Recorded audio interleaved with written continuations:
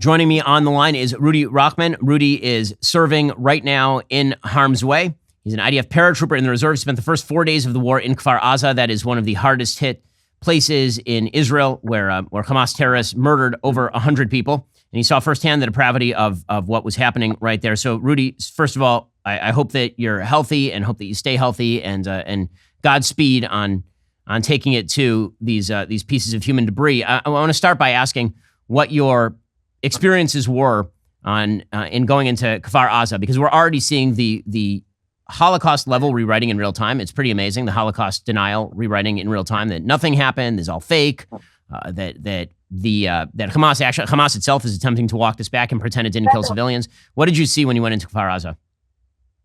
I mean, you have to understand that I'm a reservist soldier, so it's been 10 years that I've been out of the army. Now, we do training every single year to prepare for a day like this, but no one could have ever imagined or been prepared to see such savagery. On Saturday morning, Shabbat morning, also Sukkot, it was still holiday, I get called up by my reservist unit saying to come back to base. Within an hour, 2 hours, we were back on base, and an hour shortly after that, got sent straight to Kfar Aza.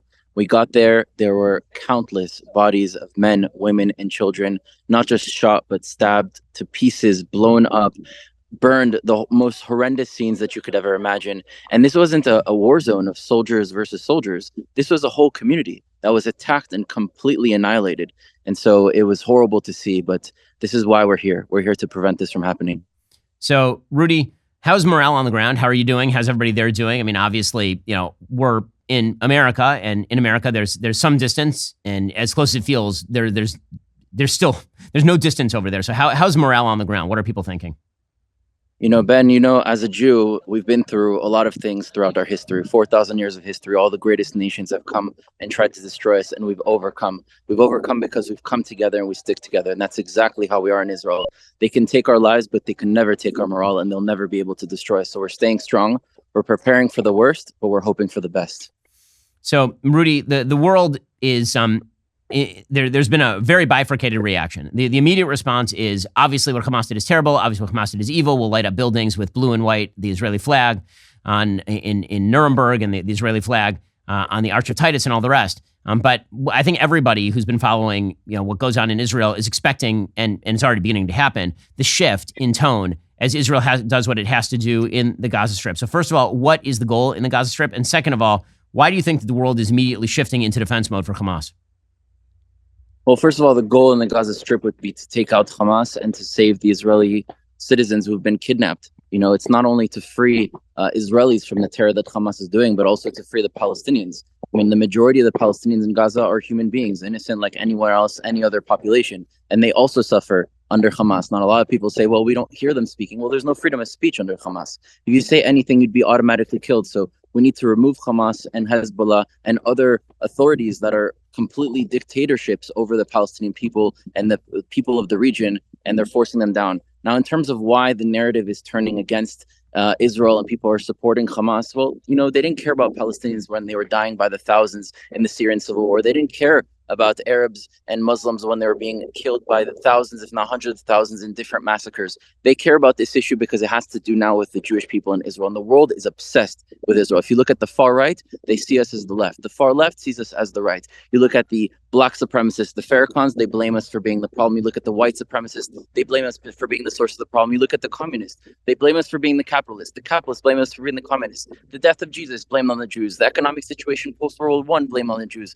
The Black Plague, blame on the Jews. COVID, blame on the Jews. Literally anything and everything that's wrong with this world, it's always blame on the Jews. And the one thing that all extremist groups agree on is that the Jew is the source of the problem. So this effort of trying to support Palestinians is not really to help Palestinians. It's a way to attack Israel. And I do support Palestinians because Palestinians are our cousin. 30 to 60% of Palestinians actually descend from Jews that were forcibly converted to Christianity and Islam over time. So we're much more related than we think. But we need to create a reality here where we can transcend our differences and build something to achieve our aspirations. But it doesn't happen with Hamas clouding our minds and manipulating narratives in order to convince people that the only way to help human lives is to be against Israel and the Jewish people. That's the issue here. So, Rudy, obviously everybody's expecting a ground assault on the Gaza Strip in the coming days.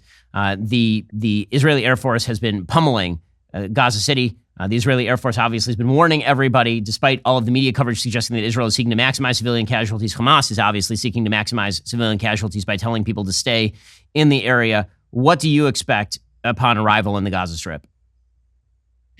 I mean, we hope we don't have to do that, because I know that if I go into Gaza, my entire unit, not all of us are coming back out. And that's the sad, unfortunate reality. We're prepared to do it, and we know that we're most likely going to have to do it. But the reality is that I don't want to take any life, and I don't want any of my friends' life to be taken. But right now we're in this situation. We have to deal with it. Hamas is to be taken out, and we're ready. If that's what it's coming to, that's what it's going to come to. But I think after the smoke settles, we need to all look in the mirror and realize, how can we change this, and not just understand the what? When they're talking about Palestinians dying, well, why are they dying? Let's not just talk about the what. If you only talk about the what, then you don't care about changing. You go to a doctor, you tell the doctor your symptoms, they're going to try to find the source of where those symptoms are coming from. So Palestinians dying are a symptom of Hamas shooting rockets onto Israeli civilians from civilian areas from their end. They're shooting rockets from schools, from kindergartens, from universities, from households. And what does Israel do? Israel has no other choice but to fire back. And in an amazing way, Israel tries to prevent casualties by sending SMSs, by calling the phones of people in the region, telling them to leave, by sending a knocker bomb, which is a pre-bomb that's just like a loud firecracker noise to let people know that there's an actual bomb coming, by sending leaflets through a drone written in Arabic, warning people. It's trying to do everything possible to minimize casualties. But Hamas not only wants to maximize the casualties on the Jewish side, it wants to maximize the casualties also on the Palestinian side. Why? In order for them to sell this narrative to the world that they're suffering, and for billions of dollars to run. And all those leaders, not only of Hamas, but also the Palestinian Authority, why are they billionaires? It's not because they invested in cryptocurrency at the right time. It's because they're making money off of the dead civilians that they are oppressing. And we need to put an end to that. So, Rudy, you're in the reserves. One of the big issues that people in the United States have been seeing is a lot of requests for resources to the reserves.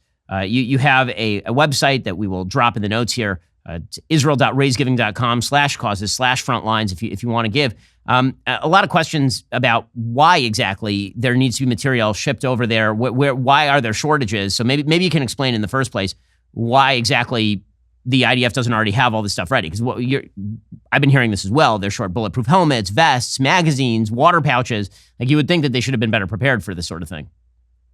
I mean, Ben, we went into war and some of my friends went with running shoes. We didn't even have enough boots, knee pads, vests, helmets. Those are the basic things that we need to be able to defend our land. And as reservists, obviously, we have less accessible resources than those that are currently in the Army. And the Army was not prepared for this, unfortunately. And so, yes, we do need help right now. Although we're on the front lines, the people that are behind us are the people that are supporting us. And we did create this site in order to buy gear for the reservist unit for us to be better prepared in the next mission we go to. Well, that is Rudy Rochman. Good luck. Hatzlacha rabah. Chazak v'ematz. Really appreciate on behalf of all Westerners, Americans, and obviously Jews, what you're doing to, and all of your compatriots in arms are doing in order to rid the world of the scourge that is Hamas. Stay safe out there. Toda rabah. להתראות.